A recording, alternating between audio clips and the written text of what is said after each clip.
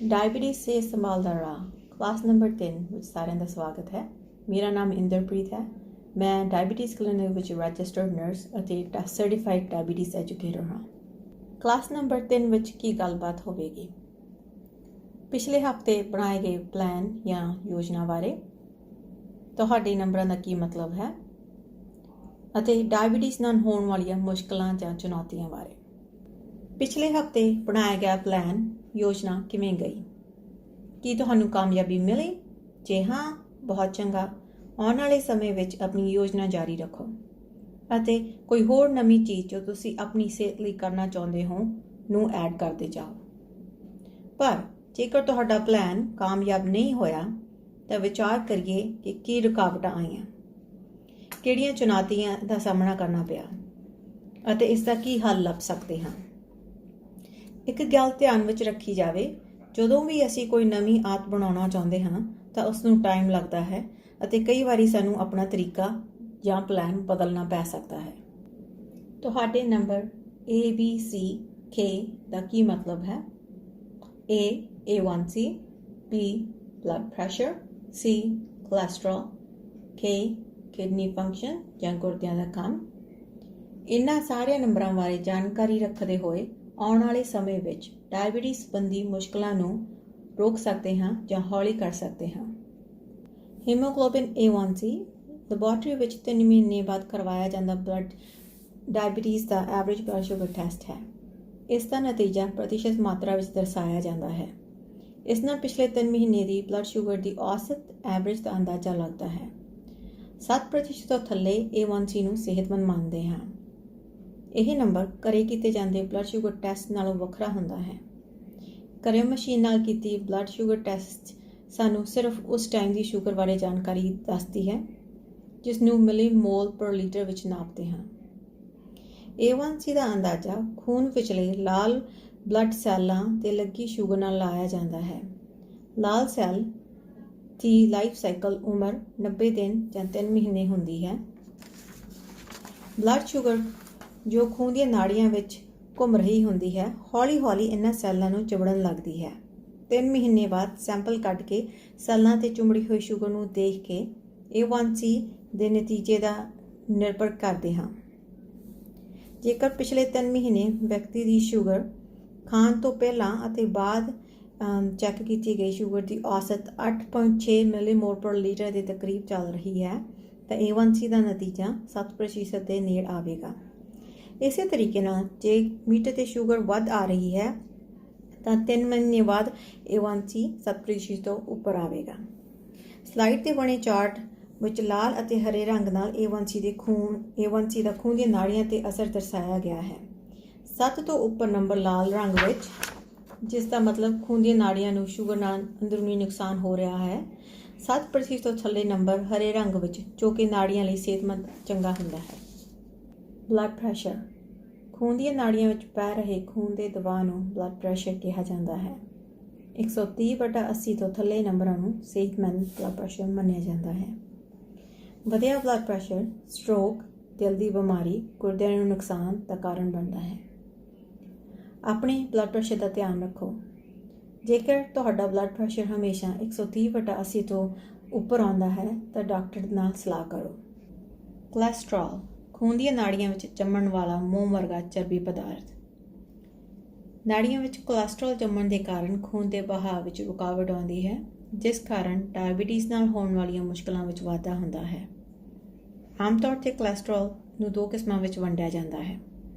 LDL ਭੈੜਾ cholesterol ਜੋ ਖੂਨ ਦੀਆਂ ਨਾੜੀਆਂ ਵਿੱਚ ਜੰਮਦਾ ਹੈ। HDL ਚੰਗਾ ਕੋਲੇਸਟ੍ਰੋਲ ਜੋ ਜੰਮੇ ਕੋਲੇਸਟ੍ਰੋਲ ਨੂੰ ਖੋਰਨ ਵਿੱਚ ਮਦਦ ਕਰਦਾ ਹੈ। LDL ਦਾ ਨੰਬਰ 2 ਤੋਂ ਥੱਲੇ ਹੋਣਾ ਚਾਹੀਦਾ ਹੈ। HDL ਆਦਮੀਆਂ ਦੇ ਲਈ 1.0 ਅਤੇ ਔਰਤਾਂ ਦੇ ਲਈ 1.3 ਤੋਂ ਉੱਪਰ ਹੋਣਾ ਚਾਹੀਦਾ ਹੈ। On the road to diabetes health ਦੇ ਬੁਕਲੇਟ ਦੇ ਵਿੱਚ ਪੇਜ ਨੰਬਰ 47 ਤੇ ਇਸ ਬਾਰੇ ਜਾਣਕਾਰੀ ਹੋਰ ਦਿੱਤੀ ਹੋਈ ਹੈ। ਰੋਜ਼ਾਨਾ ਕਸਰਤ, ਚੰਗੀ ਖੁਰਾਕ ਅਤੇ ਦਵਾਈਆਂ ਦੀ ਮਦਦ ਦੇ ਨਾਲ ਕੋਲੇਸਟ੍ਰੋਲ ਦੇ ਨੰਬਰਾਂ ਨੂੰ ਘਟਾ ਸਕਦੇ ਹਾਂ। ਤੰਬਾਕੂ ਪੀਣਾ ਸਿਗਰਟ ਵਿਚਲਾ ਨਿਕੋਟਿਨ ਪਦਾਰਥ ਖੂਨ ਦੀਆਂ ਨਾੜੀਆਂ ਨੂੰ ਭੀੜਾ ਜਾਂ ਤੰਗ ਕਰਦਾ ਹੈ, ਜਿਸ ਨਾਲ ਡਾਇਬਟੀਜ਼ ਨਾਲ ਹੋਣ ਵਾਲੀਆਂ ਮੁਸ਼ਕਲਾਂ ਦਾ ਖਤਰਾ ਵੱਧ ਜਾਂਦਾ ਹੈ। ਸਿਹਤਮੰਦ ਜੀਵਨ ਲਈ ਸਿਗਰਟ ਛੱਡਣ ਦੀ ਸਲਾਹ ਦਿੱਤੀ ਜਾਂਦੀ ਹੈ। ਜੇ ਕੋਈ ਵਿਅਕਤੀ ਸਿਗਰਟ ਛੱਡਣਾ ਚਾਹੁੰਦਾ ਹੈ ਪਰ ਮੁਸ਼ਕਿਲ ਆ ਰਹੀ ਹੈ ਤਾਂ ਕਮਿਊਨਿਟੀ ਵਿੱਚ ਕਈ ਪ੍ਰੋਗਰਾਮ ਜਿਵੇਂ ਕੁਇਟ ਨਾਓ ਪ੍ਰੋਗਰਾਮ ਜਾਂ ਆਪਣੇ ਡਾਕਟਰ ਜਾਂ ਫਾਰਮਾਸਿਸਟ ਦੀ ਸਲਾਹ ਦੇ ਨਾਲ ਸਹਾਇਤਾ ਉਪਲਬਧ ਹੈ। ਡਾਇਬੀਟੀਜ਼ ਹੋਣ ਕਾਰਨ ਵਿਅਕਤੀ ਦਾ ਸਟ੍ਰੋਕ, ਦਿਲ ਦੀ ਬਿਮਾਰੀ, ਗੁਰਦਿਆਂ ਨੂੰ ਨੁਕਸਾਨ, ਅੱਖਾਂ ਨੂੰ ਨੁਕਸਾਨ, ਨਸਾਂ ਨੂੰ ਨੁਕਸਾਨ ਅਤੇ ਖੂਨ ਦੇ ਦੌਰੇ ਵਿੱਚ ਰੁਕਾਵਟ ਹੋਣ ਦਾ ਖਤਰਾ ਵੱਧ ਜਾਂਦਾ ਹੈ। ਸਟ੍ਰੋਕ ਕੀ ਹੈ? ਸਟ੍ਰੋਕ ਡਾਇਬੀਟੀਜ਼ ਨਾਲ ਹੋਣ ਵਾਲੀਆਂ ਮੁਸ਼ਕਲਾਂ ਵਿੱਚੋਂ ਇੱਕ ਹੈ। ਦਿਮਾਗ ਵਿਚਲੀਆਂ ਬਰੀਕ ਖੂਨ ਦੀਆਂ ਨਾੜੀਆਂ ਨੂੰ ਵਧੀ ਬਲੱਡ ਸ਼ੂਗਰ, ਬਲੱਡ ਪ੍ਰੈਸ਼ਰ ਜਾਂ ਕੋਲੈਸਟਰੋਲ ਨਾਲ ਨੁਕਸਾਨ ਹੋ ਸਕਦਾ ਹੈ, ਜਿਸ ਨਾਲ ਦਿਮਾਗ ਦੇ ਸੈੱਲਾਂ ਤੱਕ ਪਹੁੰਚਣ ਵਾਲੀ ਖੂਨ ਦੀ ਸਪਲਾਈ ਵਿੱਚ ਰੁਕਾਵਟ ਆਉਂਦੀ ਹੈ ਅਤੇ ਦਿਮਾਗ ਦੇ ਸੈੱਲ ਬਿਨਾਂ ਖੂਨ ਦੀ ਸਪਲਾਈ ਤੋਂ ਕੰਮ ਕਰਨਾ ਬੰਦ ਕਰ ਦਿੰਦੇ ਹਨ, ਜਿਸ ਨਾਲ ਵਿਅਕਤੀ ਦੀ ਸਰੀਰਕ ਸਮਰੱਥਾ 'ਤੇ ਅਸਰ ਪੈਂਦਾ ਹੈ। ਸਟ੍ਰੋਕ ਦੇ ਲੱਛਣਾਂ ਦੀ ਪਛਾਣ ਜ਼ਰੂਰੀ ਹੈ, ਜਿਨ੍ਹਾਂ ਵਿੱਚ ਆਮ ਤੌਰ 'ਤੇ ਚਿਹਰਾ ਹੇਠਾਂ ਨੂੰ ਢਲਕਣਾ, ਸਾਫ਼ ਗੱਲਬਾਤ ਨਾ ਕਰ ਪਾਉਣਾ, ਆਪਣੀਆਂ ਬਾਹਾਂ ਸਹੀ ਤਰੀਕੇ ਨਾਲ ਉੱਪਰ ਨਾ ਚੁੱਕ ਸਕਣਾ ਸ਼ਾਮਲ ਹਨ। ਜੇ ਤੁਹਾਨੂੰ ਸ਼ੱਕ ਹੈ ਕਿ ਕਿਸੇ ਵਿਅਕਤੀ ਨੂੰ ਸਟ੍ਰੋਕ ਹੋ ਰਿਹਾ ਹੈ ਤਾਂ ਉਸੇ ਟਾਈਮ 'ਤੇ 911 ਨੂੰ ਫੋਨ ਕਰਕੇ ਡਾਕਟਰੀ ਸਹਾਇਤਾ ਲੈਣੀ ਬਹੁਤ ਜ਼ਰੂਰੀ ਹੈ। ਆਪਣੇ ਬਲੱਡ ਪ੍ਰੈਸ਼ਰ, ਬਲੱਡ ਸ਼ੂਗਰ ਅਤੇ ਕੋਲੈਸਟਰੋਲ ਨੂੰ ਕੰਟਰੋਲ ਕਰਕੇ ਤੁਸੀਂ ਸਟ੍ਰੋਕ ਨੂੰ ਹੋਣ ਦਾ ਖਤਰਾ ਘਟਾ ਸਕਦੇ ਹੋ। High blood sugar, blood pressure ਅਤੇ ਕੋਲੈਸਟਰੋਲ ਨਾਲ ਦਿਲ ਦੀਆਂ ਖੂਨ ਦੀਆਂ ਨਾੜੀਆਂ ਨੂੰ ਨੁਕਸਾਨ ਹੁੰਦਾ ਹੈ, ਜਿਸ ਨਾਲ ਦਿਲ ਦੀ ਮਾਸਪੇਸ਼ੀ ਦੇ ਖੂਨ ਦੇ ਦੌਰੇ, ਬਲੱਡ ਸਪਲਾਈ ਵਿੱਚ ਰੁਕਾਵਟ ਆਉਣ ਕਾਰਨ ਹਾਰਟ ਦੀ ਮਸਲ ਮਾਸਪੇਸ਼ੀ ਨੂੰ ਡੈਮੇਜ, ਨੁਕਸਾਨ ਹੋ ਸਕਦਾ ਹੈ, ਜਿਸ ਨੂੰ ਹਾਰਟ ਅਟੈਕ ਕਿਹਾ ਜਾਂਦਾ ਹੈ। ਹਾਰਟ ਅਟੈਕ ਦਿਲ ਦੇ ਦੌਰੇ ਦੇ ਆਮ ਲੱਛਣ ਛਾਤੀ ਵਿੱਚ ਦਰਦ, ਦਬਾਅ, ਘੁਟਨ, ਜੋ ਕਿ ਗਰਦਨ, ਬਾਂਹ, ਮੋਢੇ ਜਾਂ ਜਵਾੜੇ ਵਿੱਚ ਵੀ ਜਾਂਦਾ ਹੋ ਸਕਦਾ ਹੈ। ਇਸ ਨਾਲ ਵਿਅਕਤੀ ਨੂੰ ਚੱਕਰ ਆਉਣੇ, ਸਾਹ ਚੜ੍ਹਨਾ ਜਾਂ ਠੰਡਾ ਪਸੀਨਾ ਵੀ ਆਉਂਦਾ ਹੋ ਸਕਦਾ ਹੈ।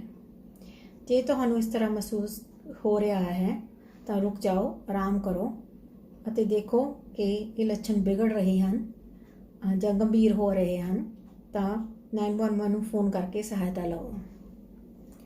ਬਚਾਅ ਲਈ ਆਪਣੇ ਨੰਬਰਾਂ ਦਾ ਧਿਆਨ ਰੱਖੋ। ਆਪਣੀ blood sugar control, blood pressure control, cholesterol ਨੂੰ ਘਟਾ ਕੇ ਦਿਲ ਦੀ ਬਿਮਾਰੀ ਦੇ ਖਤਰੇ ਨੂੰ ਘਟਾਇਆ ਜਾ ਸਕਦਾ ਹੈ। ਗੁਰਦੇ ਆਪਣੇ ਸਰੀਰ ਵਿੱਚ ਖੂਨ ਦੀ ਸਫਾਈ ਦਾ ਕੰਮ ਕਰਦੇ ਹਨ। ਸਰੀਰ ਵਿੱਚੋਂ ਫਜ਼ੂਲ ਪਦਾਰਥ ਬਾਹਰ ਕੱਢਦੇ ਹਨ ਅਤੇ ਚੰਗੇ ਪਦਾਰਥਾਂ ਨੂੰ ਸਰੀਰ ਵਿੱਚ ਰੱਖਿਆ ਜਾਂਦਾ ਹੈ। ਇਹ ਕੰਮ ਗੁਰਦਿਆਂ ਵਿਚਲੀਆਂ ਬਰੀਕ ਖੂਨ ਦੀਆਂ ਨਾੜੀਆਂ ਦੁਆਰਾ ਕੀਤਾ ਜਾਂਦਾ ਹੈ।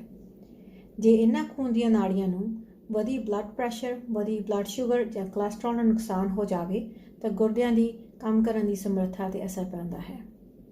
ਇੱਕ ਬਲੱਡ ਟੈਸਟ ਰਾਹੀਂ ਗੁਰਦਿਆਂ ਦੇ ਕੰਮ ਕਰਨ ਦੀ ਜਾਂਚ ਕੀਤੀ ਜਾਂਦੀ ਹੈ। ਇਸ ਟੈਸਟ ਨੂੰ EGFR ਕਿਹਾ ਜਾਂਦਾ ਹੈ। ਇਹ ਟੈਸਟ ਦੇ ਨਤੀਜੇ ਦਰਸਾਉਂਦੇ ਹਨ ਕਿ ਗੁਰਦਿਆਂ ਵਿੱਚ 1 ਮਿੰਟ ਵਿੱਚ ਕਿੰਨੇ ਖੂਨ ਦੀ ਸਫਾਈ ਹੋ ਰਹੀ ਹੈ। ਜੇਕਰ ਗੁਰਦਿਆਂ ਦੀਆਂ ਖੂਨ ਦੀਆਂ ਨਾੜੀਆਂ ਨੂੰ ਨੁਕਸਾਨ ਹੋਇਆ ਹੈ ਤਾਂ ਗੁਰਦਿਆਂ ਵਿੱਚ ਖੂਨ ਦੀ ਸਫਾਈ ਘਟ ਜਾਵੇਗੀ ਅਤੇ ਇਹ GFR ਦਾ ਨਤੀਜਾ ਘੱਟ ਆਵੇਗਾ। 60 ਤੋਂ 120 ਮਿਲੀਲੀਟਰ ਪਰ ਮਿੰਟ ਤੱਕ ਦਾ GFR ਦਾ ਨੰਬਰ ਨੂੰ ਸਹੀ ਮੰਨਦੇ ਹਾਂ। 60 ਤੋਂ ਥੱਲੇ ਨੰਬਰਾਂ ਨੂੰ ਧਿਆਨ ਦੇਣ ਦੀ ਜ਼ਰੂਰਤ ਹੈ। ਇੱਕ ਹੋਰ ਟੈਸਟ ਜਿਸ ਨੂੰ ਯੂਰਿਨ ACR ਕਹਿ ਦਿੰਦੇ ਹਾਂ, ਉਸ ਵਿੱਚ ਪਿਸ਼ਾਬ ਦੇ ਸੈਂਪਲ ਦੇ ਵਿੱਚ ਨਿਕਲਣ ਵਾਲੇ ਪ੍ਰੋਟੀਨ ਨੂੰ ਦੇਖ ਕੇ ਗੁਰਦਿਆਂ ਨੂੰ ਹੋਏ ਨੁਕਸਾਨ ਦਾ ਅੰਦਾਜ਼ਾ ਲੱਗਦਾ ਹੈ। ਪ੍ਰੋਟੀਨ ਖੂਨ ਵਿੱਚ ਇੱਕ ਵੱਡਾ ਤੱਤ ਹੈ ਜੋ ਆਮ ਯੂਰਿਨ ਦੇ ਸੈਂਪਲ ਵਿੱਚ ਨਹੀਂ ਆਉਣਾ ਚਾਹੀਦਾ, ਪਰ ਜੇ ਵਧੀ ਬਲੱਡ ਸ਼ੂਗਰ ਜਾਂ ਬਲੱਡ ਪ੍ਰੈਸ਼ਰ ਨਾਲ ਗੁਰਦੇ ਨੂੰ ਨੁਕਸਾਨ ਹੋਇਆ ਹੈ ਤਾਂ ਇਹ ਗੁਰਦੇ ਪ੍ਰੋਟੀਨ ਬਾਹਰ ਕੱਢਣ ਲੱਗਦੇ ਹਨ। 2 ਨੰਬਰ ਤੋਂ ਥੱਲੇ ਨਤੀਜੇ ਨੂੰ ਸਹੀ ਯੂਰਿਨ ACR ਦੇ ਨਤੀਜੇ ਨੂੰ ਸਹੀ ਮੰਨਦੇ ਹਨ। ਜੇਕਰ ਤੁਹਾਡਾ ਯੂਰਿਨ ACR ਦਾ ਨੰਬਰ 2 ਤੋਂ ਉੱਪਰ ਆਇਆ ਹੈ ਤਾਂ ਡਾਕਟਰ ਦੀ ਸਲਾਹ ਦੇ ਨਾਲ ਇਸ ਟੈਸਟ ਨੂੰ ਦੁਬਾਰਾ ਕਰਵਾ ਕੇ ਨਤੀਜੇ ਨੂੰ ਪੱਕਾ ਕੀਤਾ ਜਾਵੇ। ਗੁਰਦਿਆਂ ਦੇ ਦੋਨੇ ਟੈਸਟ, ਬਲੱਡ ਅਤੇ ਯੂਰਿਨ ਟੈਸਟ, ਸਾਲ ਵਿੱਚ ਘੱਟੋ ਘੱਟ 1 ਵਾਰੀ ਕਰਵਾਉਣੇ ਚਾਹੀਦੇ ਨੇ। ਗੁਰਦਿਆਂ ਦੇ ਬਚਾਅ ਲਈ ਆਪਣੀ ਬਲੱਡ ਸ਼ੂਗਰ, ਬਲੱਡ ਪ੍ਰੈਸ਼ਰ ਅਤੇ ਕੋਲੈਸਟਰੋਲ ਵੱਲ ਧਿਆਨ ਰੱਖੋ। ਵਧੀ ਬਲੱਡ ਸ਼ੂਗਰ ਨਾਲ ਅੱਖਾਂ ਦੇ ਪਿੱਛੇ ਟਿਸ਼ੂ ਦੀ ਪਤਲੀ ਤਹਿ, ਰੈਟਿਨਾ ਨੂੰ ਹੋਣ ਵਾਲੇ ਨੁਕਸਾਨ ਨੂੰ ਡਾਇਬੈਟਿਕ ਰੈਟੀਨਾਪੈਥੀ ਕਿਹਾ ਜਾਂਦਾ ਹੈ। ਜੇਕਰ ਇਸ ਦੀ ਛੇਤੀ ਜਾਂਚ ਜਾਂ ਇਲਾਜ ਨਾ ਕੀਤਾ ਜਾਵੇ ਤਾਂ ਇਹ ਨਿਗਾਹ 'ਤੇ ਪੱਕੇ ਤੌਰ 'ਤੇ ਅਸਰ ਪਾ ਸਕਦੀ ਹੈ। ਹਰੇਕ ਵਿਅਕਤੀ ਜਿਸ ਨੂੰ ਡਾਇਬੀਟੀਜ਼ ਹੈ, ਸਾਲਾਨਾ ਅੱਖਾਂ ਦੇ ਮਾਹਰ ਡਾਕਟਰ ਤੋਂ ਅੱਖਾਂ ਦੀ ਜਾਂਚ ਕਰਵਾਉਣੀ ਚਾਹੀਦੀ ਹੈ। ਡਾਕਟਰ ਦੁਆਰਾ ਅੱਖਾਂ ਵਿੱਚ ਬੂੰਦਾਂ ਪਾ ਕੇ ਸਪੈਸ਼ਲ ਕੈਮਰੇ ਰਾਹੀਂ ਅੱਖਾਂ ਦੀ ਪਿਛਲੀ ਤਹਿ ਦੀ ਜਾਂਚ ਕੀਤੀ ਜਾਂਦੀ ਹੈ। ਜੇਕਰ ਜ਼ਰੂਰਤ ਹੋਵੇ ਤਾਂ ਲੇਜ਼ਰ ਜਾਂ ਇੰਜੈਕਸ਼ਨਾਂ ਦੀ ਵਰਤੋਂ ਕਰਕੇ ਅੱਖਾਂ ਵਿੱਚ ਹੋਣ ਵਾਲੇ ਨੁਕਸਾਨ ਨੂੰ ਹੌਲੀ ਜਾਂ ਰੋਕਿਆ ਜਾ ਸਕਦਾ ਹੈ। ਪਰਹੇਜ਼ ਲਈ ਆਪਣੀ ਬਲੱਡ ਸ਼ੂਗਰ 'ਤੇ ਕੰਟਰੋਲ ਰੱਖੋ। ਨਿਊਰੋਪੈਥੀ, ਨਸਾਂ ਦਾ ਨੁਕਸਾਨ। ਨਸਾਂ ਸਾਡੇ ਨਰਵਸ ਸਿਸਟਮ ਦਾ ਜ਼ਰੂਰੀ ਹਿੱਸਾ ਹਨ। ਇਹਨਾਂ ਤਾਰਾਂ ਰਾਹੀਂ ਦਿਮਾਗ ਸਰੀਰ ਦੇ ਸਾਰੇ ਹਿੱਸਿਆਂ ਨੂੰ ਕੰਟਰੋਲ ਕਰਦਾ ਹੈ। ਇਹੀ ਤਾਰਾਂ ਭਾਵ ਨਸਾਂ ਦਿਮਾਗ ਤੋਂ ਸੁਨੇਹਾ ਸਰੀਰ ਦੇ ਵੱਖਰੇ ਵੱਖਰੇ ਅੰਗਾਂ ਤੱਕ ਪਹੁੰਚਾਉਂਦੀਆਂ ਹਨ ਅਤੇ ਅੰਗਾਂ ਤੋਂ ਸੁਨੇਹਾ ਵਾਪਸ ਦਿਮਾਗ ਤੱਕ ਲੈ ਕੇ ਜਾਂਦੀਆਂ ਹਨ। ਬਰੀਕ ਖੂਨ ਦੀਆਂ ਨਾੜੀਆਂ ਇਹਨਾਂ ਨਸਾਂ ਨੂੰ ਤੰਦਰੁਸਤ ਰਹਿਣ ਲਈ ਭੋਜਨ, ਆਕਸੀਜਨ ਆਦਿ ਵਰਗੇ ਜ਼ਰੂਰੀ ਤੱਤ ਪ੍ਰਦਾਨ ਕਰਦੀਆਂ ਹਨ। ਵਧੀ ਬਲੱਡ ਸ਼ੂਗਰ ਨਾਲ ਇਹਨਾਂ ਖੂਨ ਦੀਆਂ ਨਾੜੀਆਂ ਨੂੰ ਨੁਕਸਾਨ ਹੋ ਸਕਦਾ ਹੈ ਅਤੇ ਇਹਨਾਂ ਤਾਰਾਂ ਭਾਵ ਨਸਾਂ ਤੱਕ ਖੂਨ ਦੁਆਰਾ ਪਹੁੰਚਾਏ ਜਾਂਦੇ ਜ਼ਰੂਰੀ ਤੱਤ ਨਹੀਂ ਪਹੁੰਚਦੇ, ਜਿਸ ਕਾਰਨ ਨਸਾਂ ਦੇ ਕੰਮ ਵਿੱਚ ਰੁਕਾਵਟ ਆਉਂਦੀ ਹੈ ਅਤੇ ਦਿਮਾਗ ਤੋਂ ਅੰਗਾਂ ਤੱਕ ਸੁਨੇਹਾ ਨਾ ਪਹੁੰਚਣ ਕਾਰਨ ਸਰੀਰ ਦੇ ਕਈ ਕਾਰਜਾਂ ਵਿੱਚ ਰੁਕਾਵਟ ਨੋਟ ਕੀਤੀ ਜਾ ਸਕਦੀ ਹੈ। ਧਿਆਨ ਦੇਣ ਦੀ ਗੱਲ ਹੈ ਕਿ ਜੇ ਨੁਕਸਾਨ ਸ਼ੁਰੂ ਹੋਏ ਨੂੰ ਜ਼ਿਆਦਾ ਟਾਈਮ ਨਹੀਂ ਹੋਇਆ ਤਾਂ ਬਲੱਡ ਸ਼ੂਗਰ ਕੰਟਰੋਲ ਕਰਕੇ ਨਸਾਂ ਨੂੰ ਹੋਣ ਵਾਲੇ ਪੱਕੇ ਨੁਕਸਾਨ ਤੋਂ ਰੋਕਿਆ ਜਾ ਸਕਦਾ ਹੈ। ਪਰ ਜੇ ਲੱਛਣ ਕਾਫੀ ਸਮੇਂ ਤੋਂ ਚੱਲ ਰਹੇ ਹਨ ਤਾਂ ਹੋ ਸਕਦਾ ਹੈ ਨਸਾਂ ਨੂੰ ਪੱਕੇ ਤੌਰ 'ਤੇ ਨੁਕਸਾਨ ਹੋ ਚੁੱਕਿਆ ਹੋਵੇ। ਅਜਿਹੇ ਸਰੀਰਕ ਲੱਛਣਾਂ ਤੋਂ ਰਾਹਤ ਪਾਉਣ ਲਈ ਡਾਕਟਰ ਦੀ ਸਲਾਹ ਨਾਲ ਕਈ ਦਵਾਈਆਂ ਦੀ ਵਰਤੋਂ ਕੀਤੀ ਜਾ ਸਕਦੀ ਹੈ। ਡਾਇਬੀਟੀਜ਼ ਦਾ ਪੈਰਾਂ 'ਤੇ ਕਿਵੇਂ ਅਸਰ ਹੋ ਸਕਦਾ ਹੈ? ਡਾਇਬੀਟੀਜ਼ ਨਾਲ ਪੈਰਾਂ ਵਿੱਚ ਆਉਣ ਵਾਲੀਆਂ ਮੁਸ਼ਕਲਾਂ ਜਾਂ ਸਮੱਸਿਆਵਾਂ ਦਾ ਖਤਰਾ ਵੱਧ ਜਾਂਦਾ ਹੈ, ਜਿਸ ਦਾ ਮੇਨ ਕਾਰਨ ਪੈਰਾਂ 'ਚ ਮਹਿਸੂਸ ਹੁੰਦੀ ਸ਼ਕਤੀ ਘਟਣ ਕਾਰਨ ਜਾਂ ਪੈਰਾਂ ਤੱਕ ਖੂਨ ਨਾ ਪਹੁੰਚਣ ਦੇ ਕਾਰਨ, ਜਾਂ ਜੇ ਕਿਸੇ ਦੇ ਪੈਰਾਂ 'ਚ ਕੋਈ ਬਣਤਰ ਦੀ ਪ੍ਰੋਬਲਮ ਹੈ ਜਾਂ ਪੈਰਾਂ ਵਿੱਚ ਅਟਣ ਜਾਂ ਭੌਰੀਆਂ ਹਨ, ਇਹ ਵੀ ਇਹ ਖਤਰਾ ਵਧਾਉਂਦੀਆਂ ਹਨ। ਡਾਇਬੀਟੀਜ਼ ਨਾਲ ਪੈਰਾਂ ਦੀਆਂ ਨਸਾਂ ਨੂੰ ਹੋਏ ਨੁਕਸਾਨ ਦੇ ਲੱਛਣ ਆਮ ਤੌਰ 'ਤੇ ਪੈਰਾਂ ਵਿੱਚ ਝੁੰਝਣੀ ਰਹਿਣੀ, ਸੂਈਆਂ ਲੜਨੀਆਂ, ਪੈਰਾਂ 'ਚ ਸੜਨ ਰਹਿਣੀ ਜਾਂ ਦਰਦ ਹੋਣਾ, ਮਹਿਸੂਸ ਹੁੰਦੀ ਸ਼ਕਤੀ ਘਟ ਜਾਣੀ ਜਾਂ ਸੁੰਨ ਰਹਿਣੀ, ਸੰਤੁਲਨ ਦੇ ਵਿੱਚ ਆਉਣ ਵਾਲੀ ਮੁਸ਼ਕਿਲ, ਜਾਂ ਹੋ ਸਕਦਾ ਹੈ ਕਿ ਵਿਅਕਤੀ ਦੀ ਮਹਿਸੂਸ ਹੁੰਦੀ ਸ਼ਕਤੀ ਬਿਲਕੁਲ ਹੀ ਖਤਮ ਹੋ ਚੁੱਕੀ ਹੋਵੇ ਅਤੇ ਉਹਨਾਂ ਨੂੰ ਪਤਾ ਵੀ ਨਹੀਂ ਲੱਗਦਾ ਕਿ ਉਹ ਮਹਿਸੂਸ ਕਰ ਸਕਦੇ ਹਨ ਜਾਂ ਨਹੀਂ। ਸਾਲਾਨਾ ਪੈਰਾਂ ਦੇ ਮਹਿਸੂਸ ਕਰਨ ਦੀ ਸ਼ਕਤੀ ਦੀ ਜਾਂਚ ਕਰਾਉਣੀ ਜ਼ਰੂਰੀ ਹੈ, ਜੋ ਕਿ ਤੁਹਾਡੇ ਡਾਕਟਰ ਜਾਂ ਨਰਸ ਦੁਆਰਾ ਪਲਾਸਟਿਕ ਦੀ ਤਾਰ, ਜਿਸ ਨੂੰ ਮਾਈਕਰੋਫਿਲਾਮੈਂਟ ਕਿਹਾ ਜਾਂਦਾ ਹੈ, ਨਾਲ ਕੀਤੀ ਜਾਂਦੀ ਹੈ। ਜਾਂਚ ਦੌਰਾਨ ਵਿਅਕਤੀ ਨੂੰ ਅੱਖਾਂ ਬੰਦ ਕਰਕੇ ਪੈਰਾਂ ਤੋਂ ਮਹਿਸੂਸ ਹੋਣ ਵਾਲੀ ਫੀਲਿੰਗ ਬਾਰੇ ਪੁੱਛਿਆ ਜਾਂਦਾ ਹੈ। ਜੇਕਰ ਪੈਰਾਂ ਦੀਆਂ ਨਸਾਂ ਜਾਂ ਨਰਵਸ ਤੰਦਰੁਸਤ ਹਨ ਤਾਂ ਹਰੇਕ ਵਾਰੀ ਜਦੋਂ ਪਲਾਸਟਿਕ ਦੀ ਤਾਰ ਪੈਰਾਂ 'ਤੇ ਲਗਾਈ ਜਾਵੇਗੀ ਤਾਂ ਵਿਅਕਤੀ ਨੂੰ ਮਹਿਸੂਸ ਹੋਵੇਗਾ। ਪਰ ਜੇ ਨਸਾਂ ਨੂੰ ਨੁਕਸਾਨ ਹੋਇਆ ਹੋਵੇਗਾ ਤਾਂ ਇਹ ਸੁਨੇਹਾ ਦਿਮਾਗ ਤੱਕ ਨਹੀਂ ਪਹੁੰਚ ਪਾਏਗਾ, ਜੋ ਕਿ ਆਉਣ ਵਾਲੇ ਸਮੇਂ ਵਿੱਚ ਪੈਰਾਂ ਨੂੰ ਹੋਣ ਵਾਲੇ ਨੁਕਸਾਨ ਦਾ ਖਤਰਾ ਦਰਸਾਉਂਦਾ ਹੈ। ਮੰਨ ਲਓ ਜਦੋਂ ਪੈਰ 'ਤੇ ਕੋਈ ਸੱਟ ਜਾਂ ਜ਼ਖਮ ਹੁੰਦਾ ਹੈ ਤਾਂ ਸਾਨੂੰ ਦਰਦ ਮਹਿਸੂਸ ਹੁੰਦਾ ਹੈ ਅਤੇ ਅਸੀਂ ਪੈਰਾਂ ਵੱਲ ਧਿਆਨ ਦਿੰਦੇ ਹਾਂ। ਪਰ ਜੇ ਪੈਰਾਂ ਦੀ ਮਹਿਸੂਸ ਹੋਣ ਦੀ ਸ਼ਕਤੀ ਘਟ ਗਈ ਹੈ ਜਾਂ ਖਤਮ ਹੋ ਗਈ ਹੈ ਤਾਂ ਵਿਅਕਤੀ ਨੂੰ ਜ਼ਖਮ ਹੋਣ ਦੇ ਬਾਵਜੂਦ ਵੀ ਕੋਈ ਮਹਿਸੂਸ ਨਹੀਂ ਹੋਵੇਗਾ ਅਤੇ ਹੋ ਸਕਦਾ ਹੈ ਕਿ ਜੋ ਹੋਇਆ ਜ਼ਖਮ ਬੇਧਿਆਨ ਨਾਲ ਚਲਿਆ ਜਾਵੇ ਅਤੇ ਵੱਧ ਕੇ ਫੈਲ ਜਾਵੇ। ਪੈਰਾਂ ਤੱਕ ਪਹੁੰਚਣ ਵਾਲੀਆਂ ਖੂਨ ਦੀਆਂ ਨਾੜਾਂ ਨੂੰ ਹੋਏ ਨੁਕਸਾਨ ਦੇ ਆਮ ਲੱਛਣ: ਪੈਰ ਠੰਡੇ ਰਹਿਣੇ, ਲੱਤਾਂ ਦੇ ਪਿੱਛੇ ਜਾਂ ਪਿੰਜੜੀਆਂ ਵਿੱਚ ਦਰਦ ਰਹਿਣਾ, ਚਮੜੀ ਦਾ ਰੰਗ ਬਦਲ ਜਾਣਾ, ਜਿਵੇਂ ਕਿ ਮੰਨ ਲਓ ਚਿੱਟਾ, ਨੀਲਾ ਜਾਂ ਕਾਲਾ ਹੋ ਜਾਣਾ, ਜ਼ਿਆਦਾ ਖੁਸ਼ਕ ਚਮੜੀ ਰਹਿਣੀ ਜਾਂ ਕੋਈ ਜ਼ਖਮ ਭਰਨ ਦੇ ਵਿੱਚ ਮੁਸ਼ਕਲ ਆਉਣੀ। ਇਹ ਆਮ ਲੱਛਣ ਹਨ ਕਿ ਪੈਰਾਂ ਤੱਕ ਖੂਨ ਦੀ ਸਪਲਾਈ ਦੇ ਵਿੱਚ ਰੁਕਾਵਟ ਆ ਰਹੀ ਹੈ। ਡਾਇਬੀਟੀਜ਼ ਨਾਲ ਪੈਰਾਂ ਦੀ ਰੋਜ਼ ਦੀ ਦੇਖਭਾਲ: ਆਪਣੇ ਪੈਰ ਰੋਜ਼ ਧੋਵੋ ਅਤੇ ਸੁਕਾਵੋ। ਪੈਰਾਂ ਦੇ ਉੱਤੇ ਖੁਸ਼ਕੀ ਤੋਂ ਬਚਣ ਲਈ ਲੋਸ਼ਨ ਜਾਂ ਤੇਲ ਆਦਿ ਵਰਤੋਂ ਕਰੋ, ਪਰ ਉਂਗਲਾਂ ਦੇ ਵਿਚਕਾਰ ਨਹੀਂ। ਉਂਗਲਾਂ ਵਿਚਕਾਰ ਲਗਾਇਆ ਗਿਆ ਲੋਸ਼ਨ ਫੰਗਸ ਹੋਣ ਦਾ ਖਤਰਾ ਵਧਾਉਂਦਾ ਹੈ। ਜੇਕਰ ਤੁਹਾਡੇ ਪੈਰ ਠੰਡੇ ਰਹਿੰਦੇ ਹਨ ਤਾਂ ਸਿੱਧੇ ਸੇਕ ਤੋਂ ਬਚੋ। ਸਿੱਧਾ ਲਗਾਇਆ ਗਿਆ ਸੇਕ ਜ਼ਿਆਦਾ ਗਰਮ ਹੋਣ ਕਾਰਨ ਤੁਹਾਡੇ ਪੈਰਾਂ 'ਤੇ ਜ਼ਖਮ ਜਾਂ ਛਾਲੇ ਹੋਣ ਦਾ ਖਤਰਾ ਵਧਾ ਦਿੰਦਾ ਹੈ। ਪੈਰਾਂ ਦੇ ਨੌਂ ਸਿੱਧੇ ਕੱਟੋ ਤਾਂ ਜੋ ਕੋਈ ਵਾਧੂ ਦੇ ਜ਼ਖਮ ਤੋਂ ਬਚਿਆ ਜਾ ਸਕੇ। ਪੈਰਾਂ 'ਤੇ ਹੋਏ ਅਟਣ ਜਾਂ ਭੌਰੀਆਂ ਦਾ ਖੁਦ ਇਲਾਜ ਨਾ ਕਰੋ।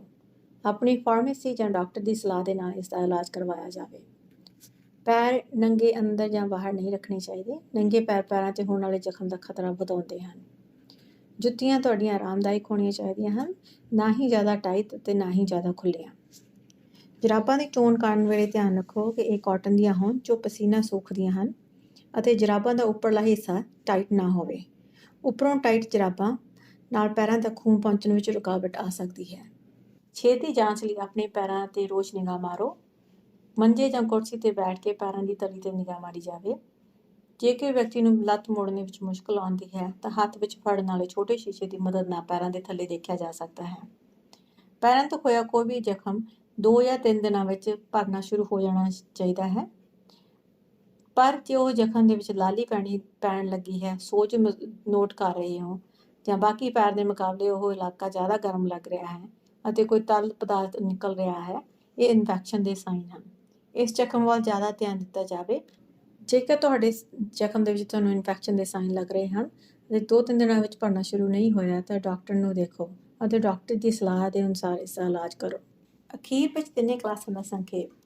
ਤਿੰਨੇ ਕਲਾਸਾਂ ਦੌਰਾਨ ਤੁਹਾਡੇ ਵੱਲੋਂ ਡਾਇਬਟੀਜ਼ ਦੀ ਦੇਖਭਾਲ ਲਈ ਕੀਤੀ ਗਈ ਗੱਲਬਾਤ ਵਿੱਚ ਆਪਣੀ ਸਟ੍ਰੈਸ, ਮਾਨਸਿਕ ਸਿਹਤ ਦਾ ਧਿਆਨ ਰੱਖੋ, ਆਪਣੀ ਖੁਰਾਕ ਵਿੱਚ ਸੰਤੁਲਨ ਬਣਾਉਣ ਦੀ ਕੋਸ਼ਿਸ਼ ਕਰੋ, ਸਰੀਰਕ ਗਤੀਵਿਧੀ ਦੇ ਮਹੱਤਵ ਨੂੰ ਸਮਝਦੇ ਹੋਏ ਰੋਜ਼ਾਨਾ ਕਸਰਤ ਕਰੋ, ਆਪਣੀਆਂ ਦਵਾਈਆਂ ਬਾਰੇ ਜਾਣਕਾਰੀ ਰੱਖੋ ਅਤੇ ਆਪਣੇ ਡਾਕਟਰ ਨਾਲ ਸਲਾਹ ਕਰਦੇ ਰਹੋ। ਘਰੇ ਆਪਣੀ ਬਲੱਡ ਸ਼ੂਗਰ ਚੈੱਕ ਕਰਕੇ ਮਿਲੀ ਜਾਣਕਾਰੀ ਨਾਲ ਤੁਹਾਡੇ ਵੱਲੋਂ ਕੀਤੇ ਜਾ ਰਹੇ ਯਤਨਾਂ ਦੀ ਕਾਮਯਾਬੀ ਦਾ ਅੰਦਾਜ਼ਾ ਲਗਾਓ। ਡਾਇਬਟੀਜ਼ ਟੀਮ ਤੁਹਾਡੀ ਮਦਦ ਲਈ ਉਪਲਬਧ ਹੈ। ਤੁਹਾਨੂੰ ਦਿੱਤੇ ਗਏ ਫ਼ੋਨ ਨੰਬਰ 'ਤੇ ਫ਼ੋਨ ਕਰਕੇ ਆਪਦੀ ਅਗਲੀ ਮੁਲਾਕਾਤ ਬੁੱਕ ਕਰਵਾ ਸਕਦੇ ਹੋ। ਸ਼ੁਕਰੀਆ।